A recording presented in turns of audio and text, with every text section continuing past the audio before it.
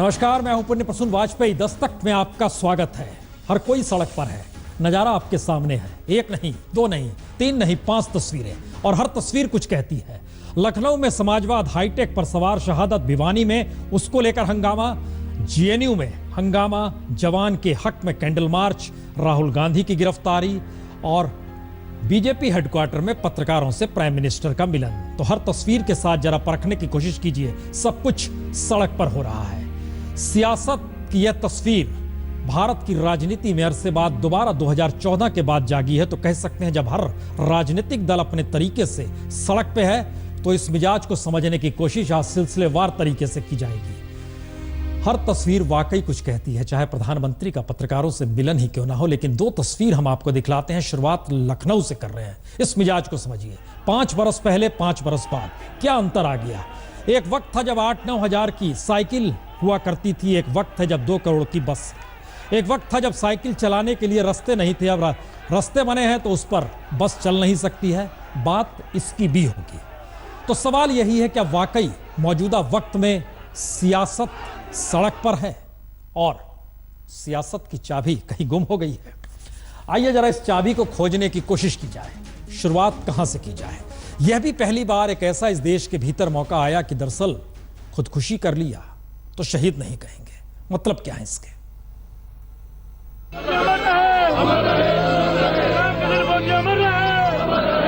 धू-धू कर जलता सूबेदार रामकिशन ग्रेवाल का शव जवान से लेकर शहादत और सरकार की नीयत से लेकर नीतियों तक के ऊपर इतने सवाल छोड़ जाएगा, यह किसी ने सोचा नहीं होगा। खुदकुशी की तो मातृभूमि का जिक्र किया, लेकिन जिस जमीन पर जन्म हुआ उस जमीन के सियासी मुखिया ने सीधे कह दिया ये शहीद नहीं हुआ। शहीद जो होता है वो बॉर्डर के ऊपर लड़ते हुए जो होता है उसको शहीद का दर्जा दिया जाता है। पूर्व सैनिक की एक प्रकार से उन्हें आत्महत्या की है, ये अच्छा काम नहीं है। कोई भी सैनिक कभी भी आत्महत्या नहीं करेगा। उन्होंने आत्महत्या क्यों की है, मैं समझता हूँ इसके पीछे क्यों हमको जाना पड़ेगा, इसकी जानकारी लेनी पड़ेगी। तो भिवानी की शहादत मांगने वाली मिट्टी पर चंडीगढ़ की सियासत थामने वाली मिट्टी ने राजनीति का ऐसा मुलम्मा चढ़ाया कि जवान मरते दम तक जवान रहता है या नहीं, और अगर जवानों के हक के लिए रिटायर जवान खुदकुशी कर ले तो फिर वह शहीद माना जाएगा या नहीं, यह भी सवाल बन पड़ा। यानी शहादत पर सवाल ऐसे वक्त उठे कि गुस्से में कौन आए और तरस कौन खाए। शहीद हो जाएगा तो 4 रोटियां सरकार को ज्यादा देनी होगी। शहीद नहीं कहलाएगा तो जवान का परिवार जिंदगी भर सियासत की वेदी तले जलता रहेगा। क्योंकि सेना के जनरल रहे वीके सिंह ने भी जवान का दिल नहीं, सियासत की बिसात को ही समझा। वो कांग्रेस के वर्कर थे, कांग्रेस की टिकट पर सरपंच बने हुए थे, लेकिन हमारे सैनिक थे। तो क्या सेना के जवानों को भी राजनीति ने बांटना शुरू कर दिया है, या फिर राजनीति बांट रही है, या फिर हक की लड़ाई को अब सियासत या सत्ता की सुविधा तले देखने समझने की जरूरत आन पड़ी है? क्योंकि 1 रैंक 1 पेंशन का डिंडोरा अगर सरकार ने यह कहकर पीटा कि उसे लागू करा दिया गया है, तो जिन्हें पेंशन की सुविधा मिली नहीं वो हक का सवाल उठाएं या सत्ता की तरफ टकटकी लगाकर देखते रहें। केवल अभी 1 लाख लोगों को इसका पूरा बेनिफिट मिलना बाकी है, और उसमें थोड़ी टेक्निकल पेपर की डिफिकल्टी है। वो सब पूरी अगले 1-2 महीने में हम खत्म करेंगे। तो सरकार पेंशन जवानों को दे रही है, और पेंशन न मिलने से कोई जवान अगर घर और समाज के हालात के बीच खुदकुशी कर संघर्ष का अलख जगाना चाहता है तो क्या उसे शहीद कहना अपराध होगा? यह सवाल इसलिए भी क्योंकि हरियाणा ही वो राज्य है जहां के सबसे ज्यादा जवान शहीद हुए हैं। खासकर करगिल युद्ध के दौर में हरियाणा के किसी न किसी गांव में, किसी न किसी घर में, किसी न किसी शहीद का शव हर दिन पहुंचता था, और जय जयकार के बीच हर माँ बाप रोते बिलखते हुए भी अपने दूसरे बेटों को सेना में देश के लिए भेजने की कस्में भी खाते थे। लेकिन यह दौर बदल चुका है। यह दौर कैसा है जब खुदकुशी कर चुके जवान के घर वाले रो रहे हैं, बिलख रहे हैं कि सूबेदार रामकिशन ग्रेवाल को शहीद माना जाए। शहीद का दर्जा दिल्ली सरकार ने दिया है, हरियाणा सरकार भी सोचेगी, और हम तो चाह रहे थे कि राजकीय सम्मान के साथ में विदा हो। हम तो यो कहना चाहवा हाँ, जो ये संघर्ष कर रहे हैं देश के लिए, जो इन मिलना चाहिए एक रैंक एक पेंशन और इन शहीद का दर्जा होना चाहिए, मेरी तो यह मांग है। और इस रुदन से दूर, शहादत के दर्द से बेफिक्र, सियासत के करीब मदमस्त सत्ता को इस बात की फिक्र है कि उसने जवान की खुदकुशी को शहीद होना नहीं माना। सैनिक आंदोलन कर सकता है, लेकिन अपनी मांग को पूरी करने के लिए आत्महत्या करना किसी भी प्रकार से जायज नहीं ठहराया जा सकता। और शहीद कहा जा रहा है, आत्महत्या करके भी कोई शहीद नहीं बनता। वाकई गजब दौर है। एक दौर और भी है, सड़क पर कपड़े उतारकर पैरामिलिट्री फोर्सेस में शामिल जवानों को कहना पड़ता है, जनाब हमें जवान तो मानिए। इन तस्वीरों को देखिए, देखते चलिए, समझते चले जाइए।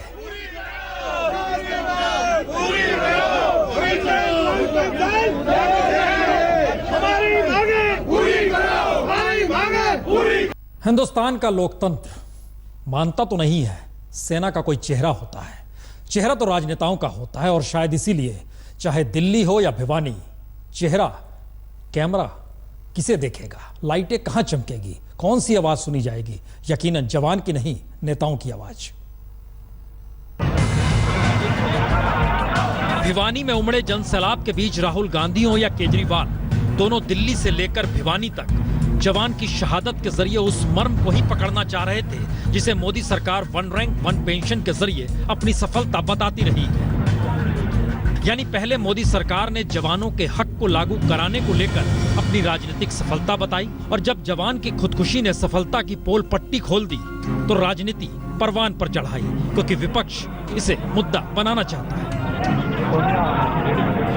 जो बर्ताव उन्होंने इस परिवार के साथ किया है, शहीद परिवार के साथ किया है, उसके लिए माफी मांग ले, बाकी सब ठीक है। हम उन्हें शहीद मानते हैं, दिल्ली सरकार उन्हें शहीद का दर्जा देगी, और जैसे दिल्ली सरकार की पॉलिसी है 1 करोड़ रुपए की राशि उनके परिवार को सहायता के लिए देगी। यानी राहुल गांधी हो या केजरीवाल, दोनों राजनीतिक पार्टी चलाते हैं, और राजनीति हमेशा विरोधियों को निशाने पर लेने की होती है। यानी सूबेदार रामकिशन ग्रेवाल की शहादत कोई मामला नहीं है, सिर्फ सियासत के लिए एक मोहरा है। विपक्ष के लिए मुद्दा वन रैंक वन पेंशन के फेल होने पर जवानों की भावनाओं के साथ खुद को खड़ा करना है, और दूसरी तरफ सत्ता के लिए जवानों की शहादत पर भी विपक्ष सियासत करता है, इसे उभारना है। यानी जवान या शहादत नहीं, राजनेता और सियासत मायने रखती है। और देश का हर संस्थान अब मुद्दों को नहीं, सियासत को जरूरी मानता है। ये हर जगह खुलकर उभरा, क्योंकि कल दिल्ली पुलिस अगर जवान के परिवार से राहुल केजरीवाल को आसानी से मिलने दे देती, कल राहुल केजरीवाल को अरेस्ट ना किया जाता, तो सारे हालात सामान्य रहते। हो सकता है दोनों ही तब भिवानी जाते ही नहीं, लेकिन सियासत है तो भोपाल में सिपाही के शव को कंधा देने मध्य प्रदेश के सीएम सारे काम छोड़कर उसके घर पहुंच जाते हैं, और दूसरी तरफ सियासत है तो काम का बहाना देकर हरियाणा के सीएम भिवानी भी नहीं पहुंच पाते। मैंने बताया ये इतना बड़ा कार्यक्रम यहाँ से छोड़ करके जाने का नहीं, हमारा सरकार के प्रतिनिधि के रूप में ट्रांसपोर्ट मिनिस्टर हैं, वो भेजे हैं, हमने चले गए हैं। तो क्या सियासत की सफलता असफलता इसी बात पर आ टिकी है, कौन जोर से अपनी बात कह सकता है, या फिर पहली बार सत्ता की खनक तले हर मुद्दे का राजनीतिकरण, राजनीति की ही परिभाषा इस दौर में बदली जा रही है, और शहादत पर उमड़ने वाला जनसैलाब भी शहादत नहीं, नेताओं की आवाज को ही सुनने को मजबूर है।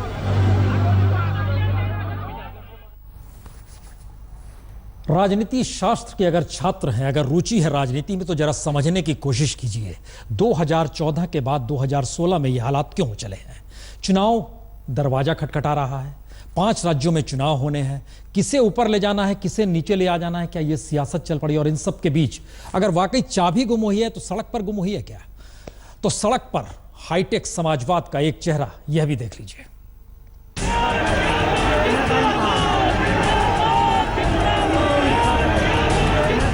ना तो समाजवाद का नारा बदला, ना ही समाजवादी चेहरे बदले।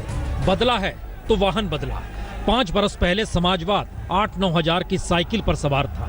5 बरस बाद समाजवाद हाईटेक बस पर सवार है। 5 बरस पहले सड़क पर साइकिल चलाने की जगह नहीं थी, तो भी अखिलेश यादव शहर से लेकर गांव की पगडंडियों पर साइकिल चलाते हुए निकले।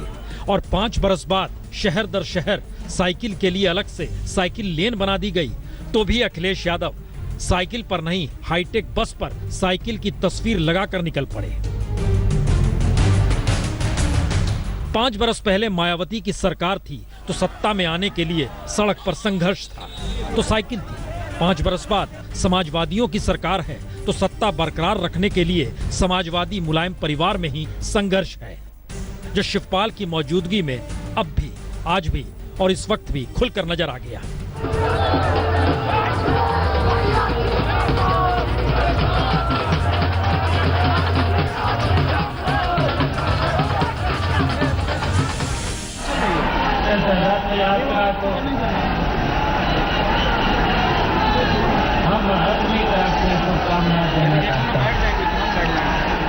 अखिलेश यादव को भी शुभकामनाएं देना चाहता हूं। तो क्या यूपी में समाजवाद बदल गया या फिर समाजवाद आ गया? क्योंकि हाईटेक सड़कें बन रही हैं लेकिन नौकरियां खत्म होती चली जा रही हैं।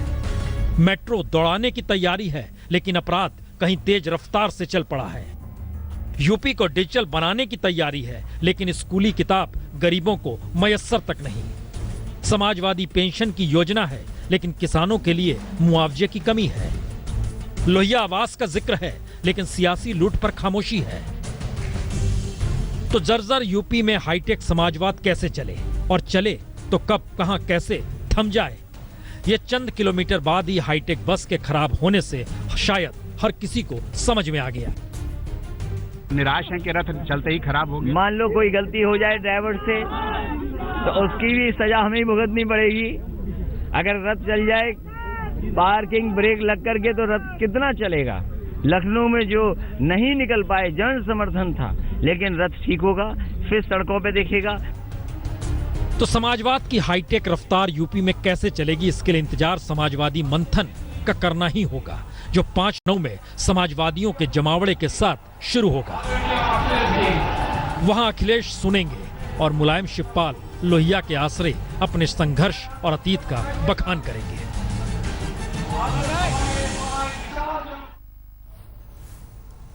हर जगह ड्राइवर है।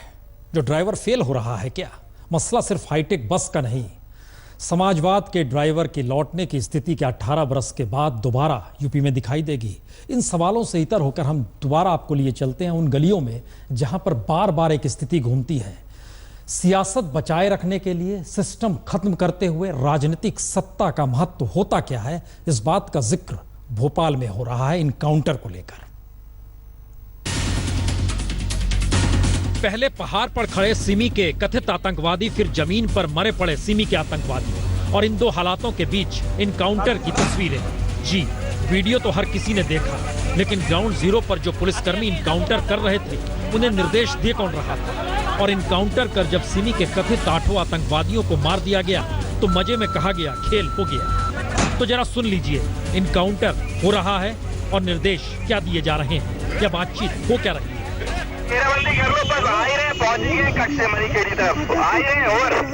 अरे हो गया खेल, अब रुक जाओ। खेल कर दिया, 8 मर जाएंगे। पूरी 40 साल में चारों तरफ से घेराबंदी तक चाहिए, इसमें बचना नहीं चाहिए कोई ओवर। तो इनकाउंटर कैसे, किस स्थिति में हुआ, यह आपने सुन लिया, लेकिन याद कीजिए भोपाल के आईजी ने इनकाउंटर के बाद कहा था बाकायदा मुठभेड़ हुई, दोनों तरफ से गोलियां चली। बदमाशों के 2 के पोजीशन से 2 315 बोर के कट्टे, जिसमें 2 राउंड चले हुए और 2 लाइव राउंड ईच प्राप्त हुए हैं। तो गोलियां दोनों तरफ से चली, तो अगला सवाल फिर सारी गोलियां छाती या सिर में ही क्यों लगी? क्योंकि पोस्टमार्टम की रिपोर्ट यही कहती है। और अस्पताल के अधिकारी से जब हमारे संवाददाता ने पूछा तो अधिकारी ने क्या कहा, यह भी सुन लीजिए। सर क्या पाया गया है उसमें? भाई गनशॉट इंजरी से मरे। सर कितनी मतलब हेड पे लगी है, कहाँ लगी है? शरीर पे लगी, चेस्ट पे लगी है। अच्छा, क्लोज रेंज से मारा है सर? ये नहीं पता, ये तो एफएसएल वाले हैं। और sir all of them have died of gunshots. And the gunshots are in the chest and chest abdomen है, एक कुछ में है। तो क्या अदालत के बगैर पुलिस का इनकाउंटर के जरिए फैसला कोई नया नहीं है? क्योंकि राष्ट्रीय मानवाधिकार आयोग की रिपोर्ट और संसद में सरकार के जवाब को ही परखें तो 2014 में 16 जेल ब्रेक में 96 कैदी फरार हुए, 2015 में 26 जेल ब्रेक में 89 कैदी फरार हुए और इसी तरह 2016 में 14 जेल ब्रेक की घटनाओं में 71 कैदी फरार हो चुके हैं। और अगर सरकार के आंकड़ों को ही परख लें तो बीते 10 वर्ष में 1700 से ज्यादा फर्जी इनकाउंटर देश में हो चुके हैं। 1700 से ज्यादा फर्जी इनकाउंटर। सत्ता की चाबी क्या वहां भी गुम होती है और फर्जी इनकाउंटर करना पड़ता है? मसला सिर्फ मोदी सरकार का नहीं, मसला तो इस देश के सिस्टम के खत्म होने का है, क्योंकि मनमोहन सरकार के दौर में भी 10 बरस तक खूब फर्जी इनकाउंटर हुए। यह और कोई रिपोर्ट नहीं है, एनएचआरसी यानी नेशनल ह्यूमन राइट कमीशन की रिपोर्ट कहती है। संसद में बहस के दौरान सवालों का जवाब देते हुए सरकार खुद कहती है। क्या क्या कहा, कौन कौन से आंकड़े दिए, देख लीजिए।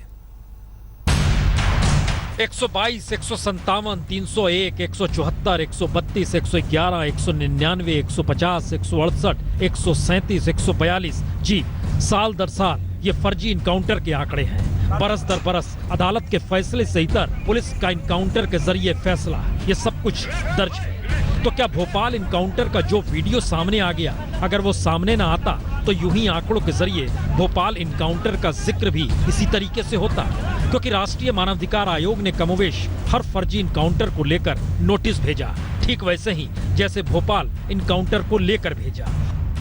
और इसी दौर में संसद में भी लगातार आवाज फर्जी इनकाउंटर को लेकर उठी है। और देश का सच यही कि फर्जी इनकाउंटर रुके अब तक नहीं है। और सरकार के ही आंकड़े बताते हैं कि 2004-05 से लेकर 2014-15 तक 1796 फर्जी इनकाउंटर देश में हो चुके हैं।